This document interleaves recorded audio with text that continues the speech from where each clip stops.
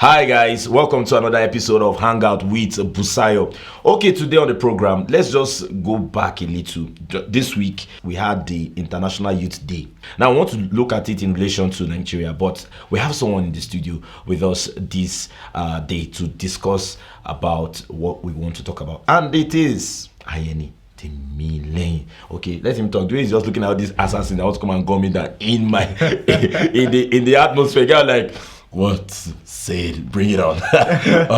Okay. Hi guys, I am Ayeni Gabriel, and I'm actually very happy to be here this morning. Okay, we are here. We are here to do what? To give you what? So now let's go straight to what we have today. Okay. International Youth Day. Now let's bring it to Nigeria. Do you think that the youths, we have a say? Do you think we have a say in Nigeria?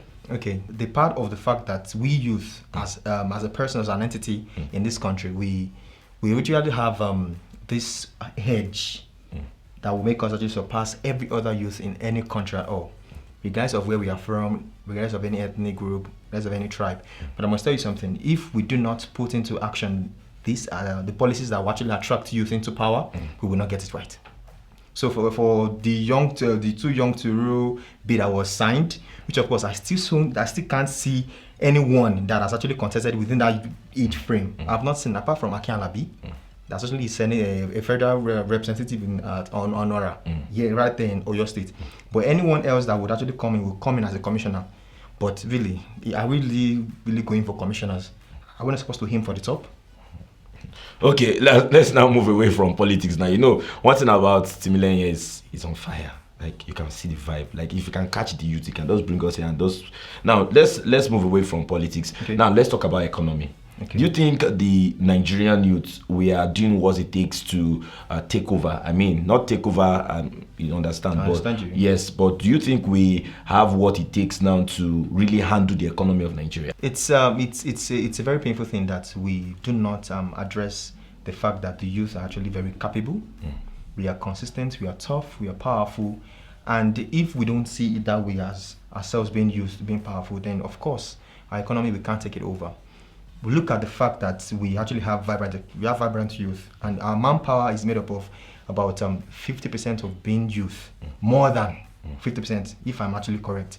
Now, this simply means that we can, and we will.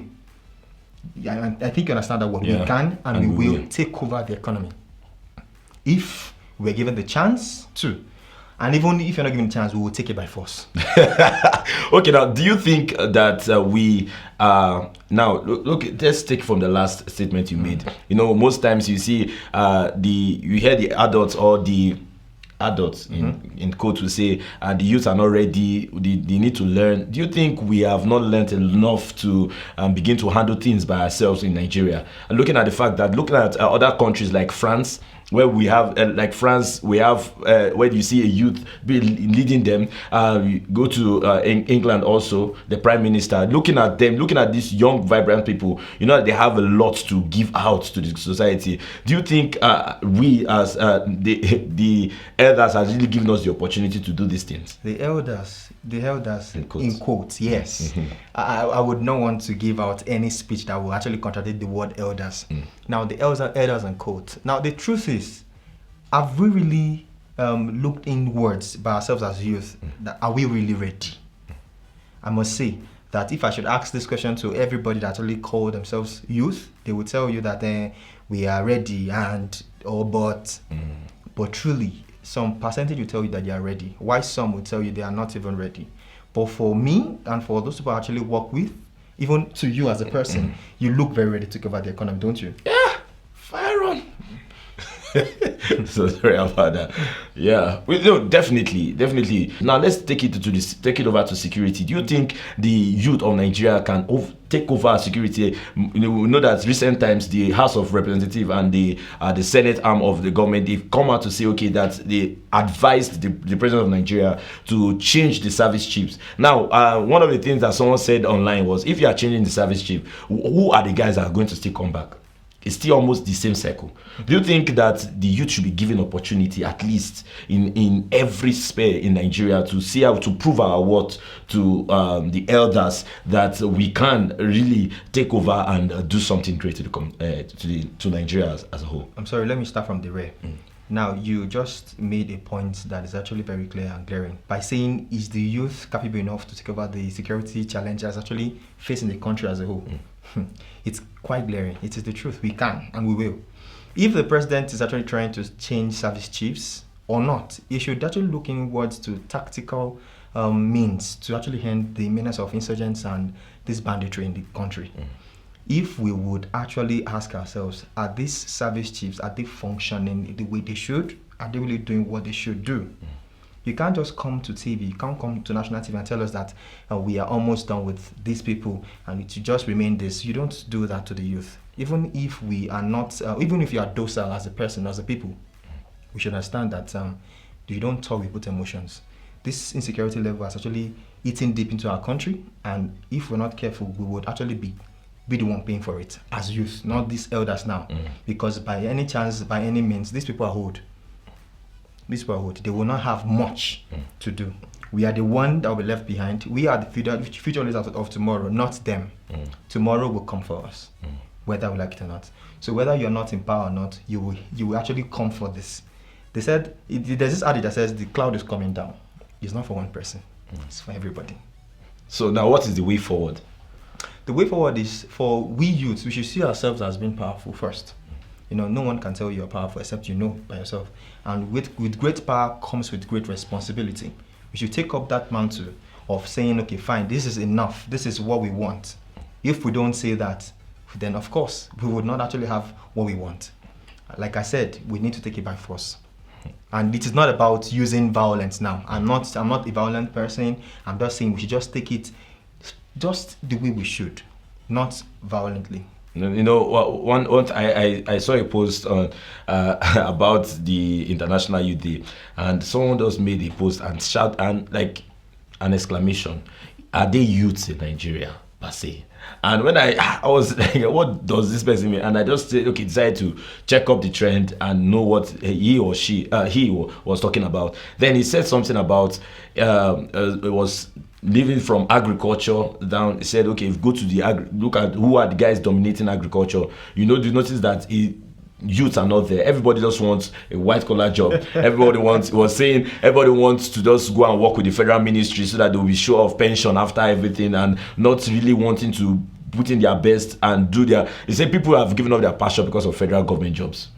And that was what the person said, and I was like, that's serious. That's really serious. But looking into it very well, you notice that most youths, that if you go on the street, meet anyone, they tell you, okay, what do you want to do now? You say, I just want to get the federal government job and be secured. I know that, okay, there's job security, and I go nowhere. I just stay around. We just continue life like that and let the circle remain. And he's saying that, okay, people, we just have few peer persons that are coming out to say, okay, this is it, and want to get the bull by the horn. Now, from there, people started relating it to the Revolution Now protest and all those things that, okay, yes, Revolution Now, and all these things that the youths are coming out through that umbrella to make sure to get their voice heard.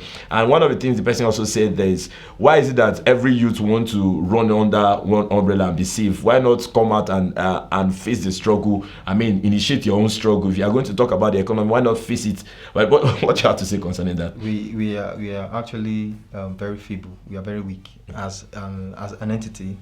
Even Nigeria itself is very weak. We can't fight for what we need. We can't fight for ourselves. So the revolution now of a thing, you're hiding under an umbrella, and you do not want to come out to say this is what you want, because you are scared. You're scared of so many things. Even I myself, I might just get to where fear would be, and I'll be like, oh God, I'll be gripped with fear. So if we would eliminate fear from our lives, this is just false experience appearing real. That's the word fear. It's actually a false experience that's appearing real. So if you can eradicate fear first, then the other thing will fall in place. For the job stuff, I've now for once viewed myself to work with federal government. All right, it's not something magical. It's something that is actually innate. You need to free yourself from mental slavery, whether you like it or not. If you are collecting pension from the federal government, a time will come where you would notice that the pension you've been collecting was just not enough for you. Forget about the fact that you actually earned enough in the past, but this money is not enough for you to actually cater for whatever you need, because our wants are limited, our needs might be basic, maybe shelter and other stuff. But we need to think in words. We have youth taking over all the industries already.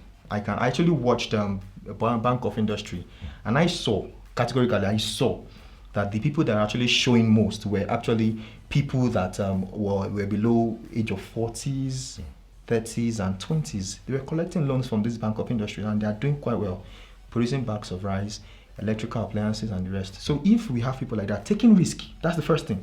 We're taking risk, not just risk, moderate risk. You don't just take risk and you end up being depressed. We have a lot of depressed people in the world already, so you don't have to do the solution.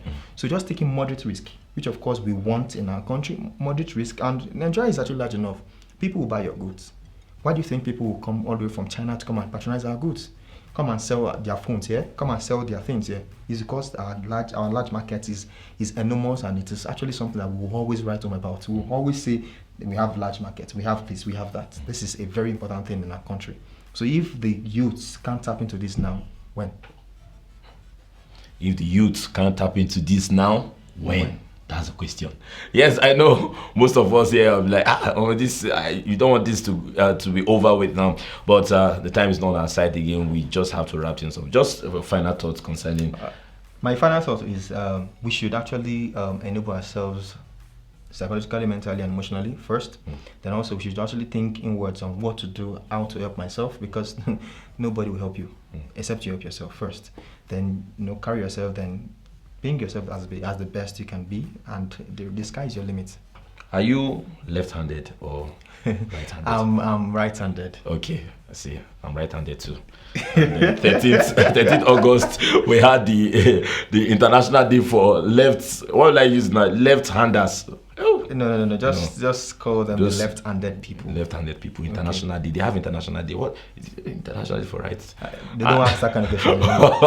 Yes, and I know some people or some of our viewers, they are left-handed. We are greeting you. Well done. And there is one mentality science to have is like, anybody that uses left, they are very, very smart. That's true. I'll just push my line. That's true. Let me just write that is true. That is actually not. It's not a myth. It's the fact. It's true.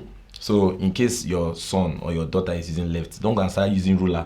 I'm saying your mate are using right, you're using left. They'll flog the left hand out of your. The truth is, my own brother too is actually left-handed, but my dad could not watch him use his left hand, so he was always flogging him. Just change to your right hand, another. But later he could balance them. He could actually use the two hands, but right hand would always prevail more because he has been changed right from that when he was born and all that stuff.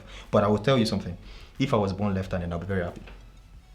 I'm happy now. I'm contented with what I have, but I'm just saying I'll be very happy because I'll be more creative than what I am right now. I'll be more psychological in the way I think. I will think like I will have critical thinking more and more. So people used to say left-handed is actually deformity. It's not. Influence. Are you left-handed? Okay, see you on the next episode of Hangout with Busayo. We'll do this again next week. Thank you very much for staying tuned with us. Don't forget to subscribe. Yes, it won't bite you. Just subscribe. It will not bite you. Just press subscription. Just subscribe to this thing, and that's all. Okay, see you next time. Bye for now. Bye, everyone. Bye. I love you guys.